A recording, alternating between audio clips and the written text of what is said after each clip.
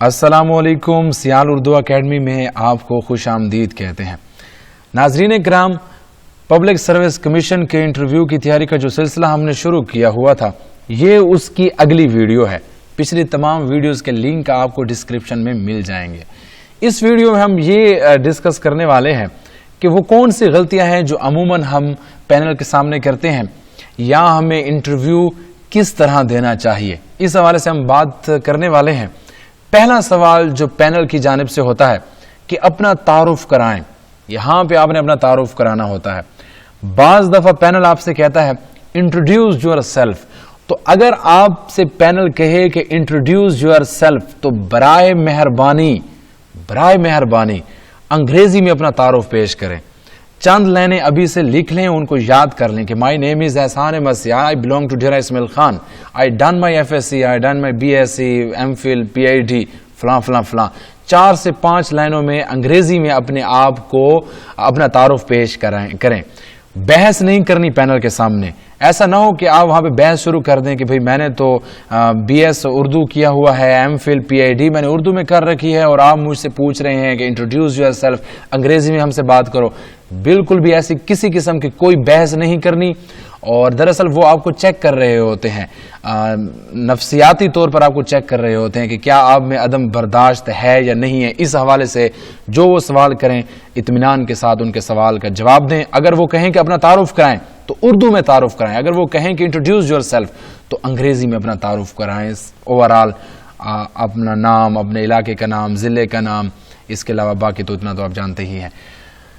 اپنے نام کا مطلب بتائیں۔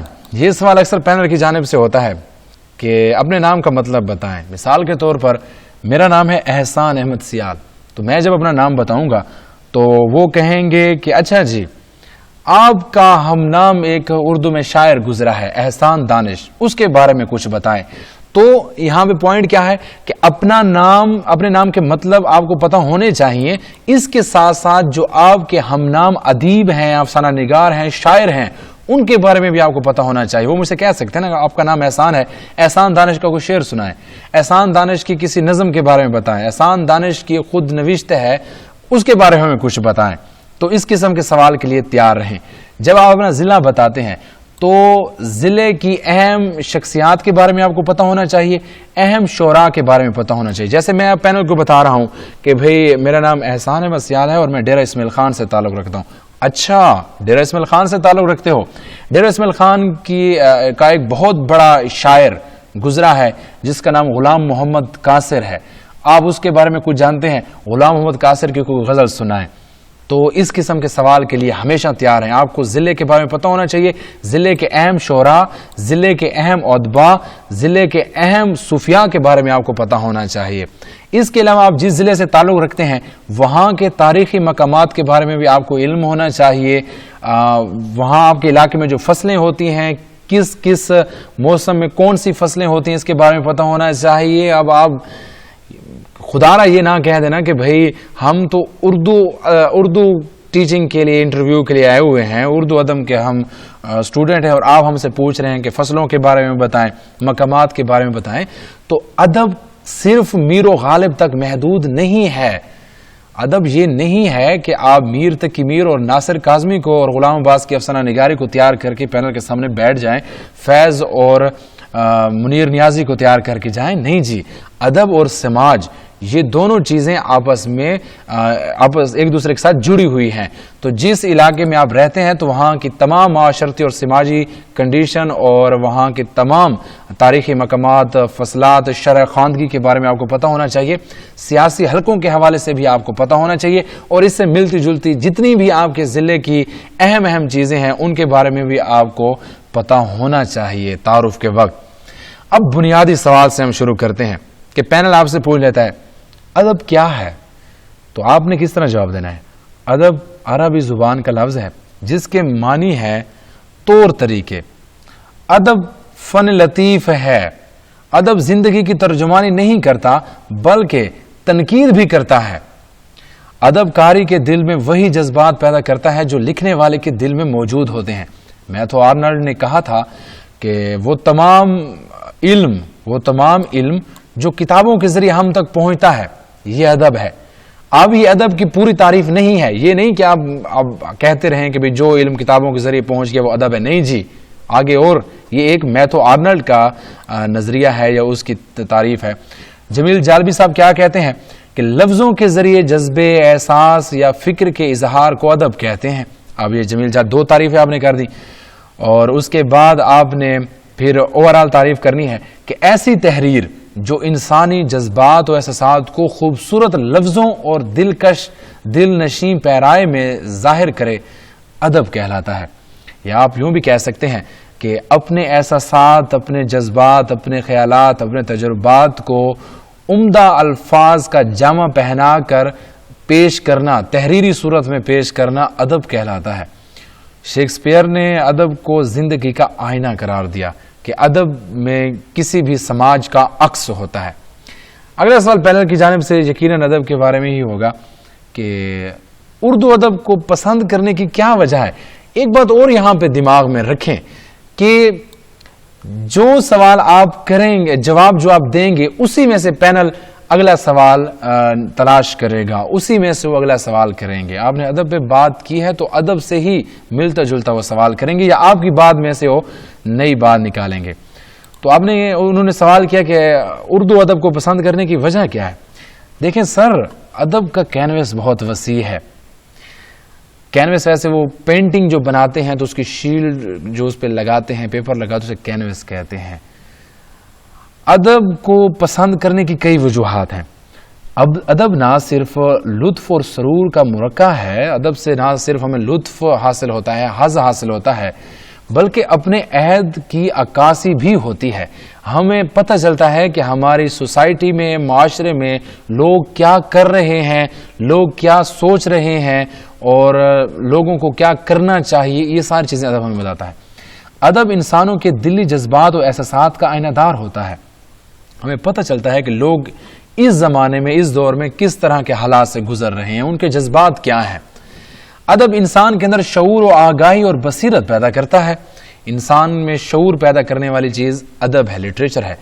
ادب دلی تراوت اور روحانی بلیدگی عطا کرتا ہے، روحانی طور پر وسعت دیتا ہے انسان کو، انسان کے قلب کو وسعت دیتا ہے ادب، اور دلی طور پر انسان کو خوش رکھتا ہے، دل کو سکون دیتا ہے۔ موسیقی ہو، مصوری ہو، شاعری ہو، سنگ تراشی ہو، رقص، جو بھی صورت ہو، وہ دل کو اپنی طرف ضرور کھینچتا ہے۔ سر اس لیے مجھے اردو ادب پسند ہے۔ اب اگلا سوال پینل کی جانب سے، ایم اے اردو آپ نے کر رکھا ہے یا بی ایس اردو آپ نے کی ہے، تو اس کی کیا وجہ ہے؟ کیوں آپ کو اردو سبجیکٹ سلیکٹ، اردو کی جانب کیوں آپ کا رجحان ہوا، اور کیوں آپ نے بی ایس اردو یا ایم فل اردو کرنے کی ٹھانی؟ تو دیکھیں سر، ہر دور میں معاشرے کی اصلاح کا سلسلہ جاری رہتا ہے۔